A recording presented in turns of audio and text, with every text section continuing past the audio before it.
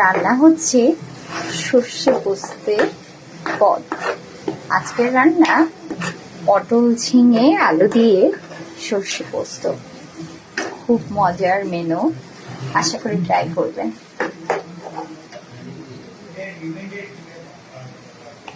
তেলের উপর পোস্ত দেয়া হয়েছে, সর্ষে দেয়া হয়েছে, তারপরে আগে থেকে ভেজে রাখা পটল ঝিঙে আর আলু দিয়ে দেওয়া হয়েছে। আর তেলে অবশ্যই চাইলে পেঁয়াজ দিতে পারেন কিংবা পাঁচফোড়ন দিতে পারেন, এটা আপনাদের ইচ্ছে।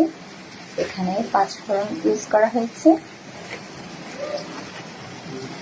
এই পদটি কিন্তু খেতে অসাধারণ।